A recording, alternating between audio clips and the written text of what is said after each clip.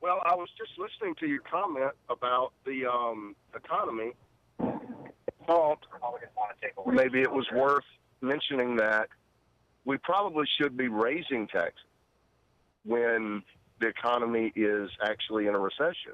If you raise taxes when an economy is strong, and you cut taxes when an economy is weak, because taxes are countercyclical to recessions.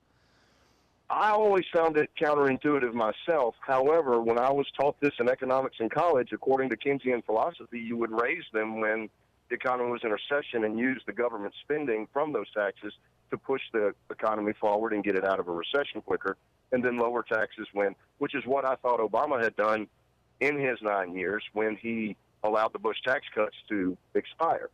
Yeah, and but see, Obama didn't push the economy back out of the recession. Yeah, no, I understand what you're saying, Adam, and you're not wrong. And I'm not challenging you on that. There are, for example, Franklin Roosevelt raised taxes from 25% up to 91% over a period of about 5 years in the 1930s. But he did that as we were continuously recovering from the Great Depression. And you're right, he used that money to fund the CCC, the WPA, and all these other things that got us out of the Great Depression. Similarly, Barack Obama raised taxes, although he did not do it in 2009 or 2009. Bush would read my lips, Yeah, and Bush had to raise taxes. Raised some taxes and was not elected because of it. Yeah, but generally speaking, I don't disagree with you on this tax plan is garbage. It is. Complete corporate welfare is what it looks like. But I think we could lower taxes in the face of an economic boom for the middle class, for lower income people who actually do the most consumption and drive our economy, which 70% or so of it is consumption. Yeah, the problem with that, Adam, is right now we have an economy that is as juiced as it can get. And the principal juicer of it, by the way, nobody's talking about, is the Fed. The Fed is keeping interest rates below 1.5%, which means that businesses can borrow cheap, mortgages cheap, everything, cars, new cars, anything that you want to buy. It stimulates consumption, which then in turn stimulates production, which stimulates the economy. So if we were to cut taxes during a time when the economy is actually not just doing well, but is doing well because it's been heavily juiced, right? There's no doubt in my mind that if the Fed fund rate went up to 5% tomorrow, we would be in a Great Depression. And 5% is not an outrageous number. We were at 13% in 1975 at the Fed fund rates. So if we were to cut taxes right now and further stimulate the economy, what that will produce is an overheated economy, which produces inflation. You produce inflation, and you're going to start seeing demand to raise wages. You start having demand to raise wages, and then you're in this inflationary cycle, spiral. And the wages will never increase faster than expenses. It just doesn't happen. And so what happens is that average working people end up even further behind down the road because the cost increases are going to outpace the wage increases. You're increasing the pain later. Yeah, exactly. Well, and throughout the entire process. Yeah. So I think that if you have an economy that is just doing well because of all the economic circumstances, like we had in the 1950s, and the principal economic circumstance was that our competitors in Germany and Japan were wiped out. If you've got an economy like that where it's not doing well because of fiscal stimulus, then sure, go ahead and raise taxes. And I never hear a proponent of this tax plan talking about how it's going to create more demand. Because companies are not going to create more jobs if there's not more demand for their product. That's absolutely right. And demand. I'm not going to form a new business just because I got a tax break if there's no demand for the business. Absolutely right. And if you do, by the way, if you were to say, hey, I got an extra $40,000 tax cut this year, I'm going to go out and start a business with that money, and I'm going to sell widgets because I just know everybody wants widgets, and nobody wants widgets. I mean, it's like giving people money to do businesses, to create businesses, is dumb. I mean, businesses need to be scrappy and competitive and find their unfair competitive advantage and exploit it as much as they can and build their business based on their own expertise, not on the fact that some politician thought it'd be a good idea to hand them 20 or 30 grand. or 200 or 300. One of the comments I heard while I was waiting on the phone call was about regulation and small business versus large business, and you couldn't be more right about that. I own a small business, and we're fairly heavily regulated. And so when I hear people talking about deregulation, I realize you're not talking about me. You're talking about companies that I'll never compete with, that when they get deregulated, they either crash the economy or pollute a river. Yes, exactly. You know, it's for a small business guy, you cannot. We never see deregulation. Yeah. Our regulations on a state and local level are constantly going up, and on a federal level, seems like they're going away. Which right, and to the another thought there. And there are some toxic regulations out there. And for example, I wrote about this in Unequal Protection during the George Herbert Walker Bush presidency. Or maybe it was when he was vice president, Monsanto developed genetically modified organisms. There was no law or regulation around GMOs. And they knew that they could not bring this thing to market, and they couldn't lock out small and medium-sized companies from competing with them unless they could get some fairly heavy regulation around GMOs, so that in order to do GMOs, you basically had to be a billion-dollar company. And so they went to George Bush Sr., and they said, we need these regulations, and he complied, and he put them into law. And that kind of regulation I have a problem with. But, and it's all too common now that we've got such extensive corporate capture of our regulatory apparatus. But that's not what Republicans are talking about when they're saying that they want to cut regulations. What they're talking about is they want to make it so that Georgia Pacific can dump more poison in the air, and you know, refineries can dump more crap in the water. Adam, I got to move along, but thank you for the call, and thanks for listening to SiriusXM. Linda in Sammamish, Washington. Hey, Linda, what's up? Hi, it's actually Sammamish, Washington. Sammamish, thank you. For taking my call, Tom. Yesterday you talked briefly about ranked choice voting. I called today to let you, your audience, and particularly the people of Seattle know that an organization called Fair Vote Washington and volunteers from Fixed Democracy First are currently collecting signatures to put an initiative on the ballot to bring ranked choice voting to Seattle. Great. That is great. I think San Francisco is the largest municipality right now that has ranked choice voting. So, and I know Minneapolis does as well, too. Oh, great. I think I'd heard that before. It just hadn't stuck in my brain.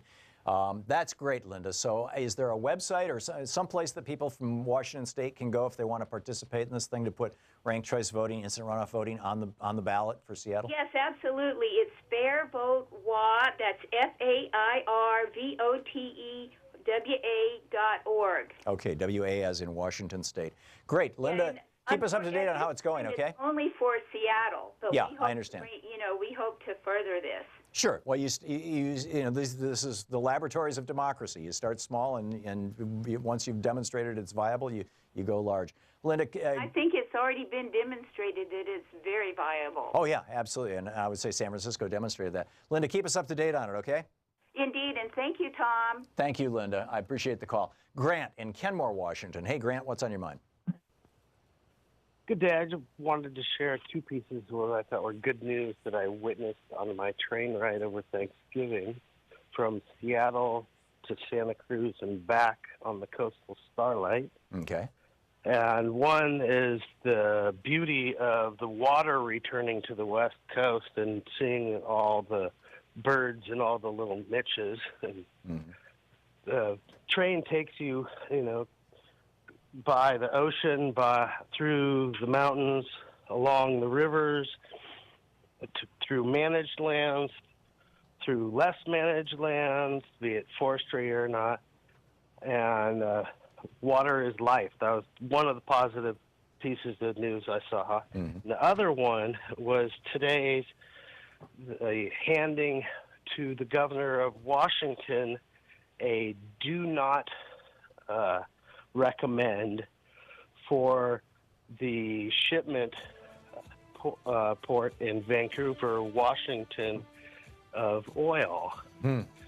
So that is a piece of news to me that our system that we participate in is working. Yeah. That can be handed a do That's not. good news. Grant, I got to bail here. We're hitting a break, but thank you for the call, and we'll be right back. You're listening to Thom Hartmann. Visit thomhartmann.com for audio and video archives. More of your calls in just a minute, and also we're going to be checking in with Talk Media News in about 5 minutes. Stick around.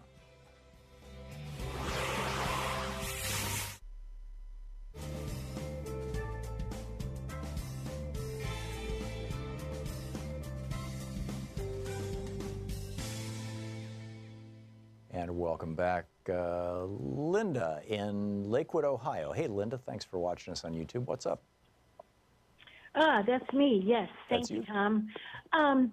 You were speaking earlier on the show about funding, or the subject came up about funding, and I've been meaning to ask this for a while. Why can't we, the people, start a GoFundMe page for either a particular politician or a particular movement? Why can't we do that and then grab the millions of dollars by small donations that people have given to Bernie Sanders and other progressives? You could, and people have. There, I believe. I shouldn't just say this without checking and making sure, but I believe that people running for political office have run GoFundMe sites. I'm pretty sure we've had a couple of candidates on who have talked about their GoFundMe sites. Really? So, yeah, the problem is, Linda, and we talked about this a little earlier, is that what Bernie did was pretty amazing, and Bernie's a political rock star, and you've got a lot of people who are not political rock stars, and nobody knows their names. They're running for the state house in Michigan, or for the state senate in Iowa, or for the assembly in California, or for city council in Seattle, and people just don't know who they are, and they're not going to get the kind of traction that Bernie got. And so we need to come up with a system for funding political campaigns in the United States that doesn't rely on wealthy donors, doesn't rely on corporate money, and does rely on money from we the people. And I mean, there's about 150 million of us who file our taxes every year. I think the number is actually 145 million. And but let's say it's 150 million just to round it off. If everybody kicked in $10, that's $1.5 billion if everybody kicked in $10 a year. Where does the money go to when we check off that box on our tax It goes return? to a federal fund, and that money is distributed to any politicians who choose to participate in that fund and not take private money, but only take government money. And over a 4-year period, that would be nearly $5 billion. And if we were to combine that, make that universal, everybody kicks in the $10. When you file a tax return, you're going to be taxed $10 to have a functional democracy. It's a small price to pay for a functional democracy, $10 a year, number one. And number two, then you have to ban all that outside money, and that's going to require a constitutional amendment. Oh, we Because of the couldn't Supreme direct, Court. though, where that who that money goes to. It just goes into a big pool, right? It goes into a big pool, and any politician who qualifies for that pool, and you have to jump through a bunch of hoops to qualify for those federal matching funds, can do that. And some politicians have in the past, and even at the presidential level, others chose not to, in large part because there just wasn't enough money there to come, to fight against the piles of money that were coming from the Mercers and the Kochs and the Adelsons and whatnot, all these right-wing folks. So, progressives just have to get out there and be aggressive and get that donation, because we're losing as ordinary Americans. We're losing that power through the loss of unions, and nobody seems to want to replace that power in any other way, and it's really sad to watch. Yeah, you're absolutely right, Linda. And this is not how a democracy should run. This is how an oligarchy runs.